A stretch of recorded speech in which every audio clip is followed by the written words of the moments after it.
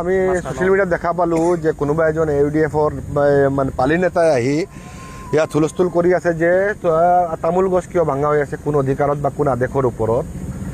আচৰিত কথা যে 1250টা পৰিয়ালৰ লোকৰ মানে উচ্ছেদ হৈছে। যোৱাকালিৰ পৰা শিশুসকল মুকলি আকাশৰ তলত আছে, কেম্পত আছে। সেই 1250টা পৰিয়ালক বচোৱাৰ বাবে বা নিৰাপত্তা দিয়াৰ বাবে কোনো দলে নিজাববীয়াকৈ গোচৰ তৰা নাই, কোনো ব্যক্তি বিশেষে নিজাববীয়াকৈ চান্দা তুলি গোচৰ তৰিছে। তাৰ ক্ৰেডিট ল'ব বিচাৰি আছে। 1250টা ঘৰ মানে ভাঙি ডেমলেজ কৰি দিয়া হৈছে, তাৰ সিহঁতৰ আক্ষেপ নাই। সিহঁতৰ আক্ষেপ হৈছে আজি তামোল গছ কিয় ভাঙিছে চৰকাৰে। এটা আচৰিত কথা। আৰু এই ধৰণৰ নমুনাবোৰ চিৰাজুদ্দিন আজমলে বা আজমল পৰিয়ালে ক'ৰ পৰা বিচাৰি উলিয়ায়, এইটো আচৰিত কথা। সিহঁতৰ সাম্যক জ্ঞান নাই যে ফৰেষ্ট লেণ্ডত নন ফৰেষ্ট স্পেচিছ থাকিব নোৱাৰে। গতিকে চৰকাৰে ভাঙিছে, ভাঙিব। আমাৰ সেইটো কনচাৰ্ণেই নহয়, তামোল গছ কনচাৰ্ণেই নহয়। আমাৰ কনচাৰ্ণ হ'ল যে 1250টা পৰিয়ালৰ ঘৰ, সিহঁতৰ ভেটি, সেইটো তোমালোকে নিৰাপত্তা দিব পৰা নাই। তোমালোকে এই তামোল গছ কিয় ভাঙি আছে তাক লৈ পাব্লিচিটি ষ্টেণ্ড কৰি আছা, ৰাজনীতি কৰি আছা। এই ধৰণৰ ৰাজনীতি কৰা অত্যন্ত দুৰ্ভাগ্যজনক।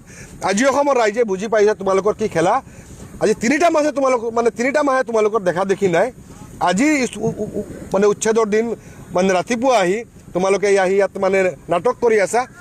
আমি কওঁ যে বিন্নাকান্দি সমষ্টিৰ প্ৰতিগৰাকী প্ৰায় সংখ্যক নেতা কোটিপতি, সিহঁতৰ শ বিঘা মাটি আছে। সিহঁত যদি সঁচাই সংখ্যালঘু ৰাইজৰ প্ৰতি দায়বদ্ধ, সিহঁতৰ যদি মৰম আছে, সিহঁতে লেকচাৰ মাৰি থাকে যে আমি ৰাইজৰ বাবে গুলি খাম, মৰি যাম, সকলো ত্যাগ কৰিম। এতিয়া সুযোগ আছে সেইসকল নেতাৰ যে এই উচ্ছেদিত ভূমিহীন লোকসকলক নিজৰ মাটিত নি, যেতিয়ালৈকে চৰকাৰে পুনৰ সংস্থাপন নিদিয়ে, নিজৰ মাটিত নি সংস্থাপিত কৰক, আশ্ৰয় দিয়ক।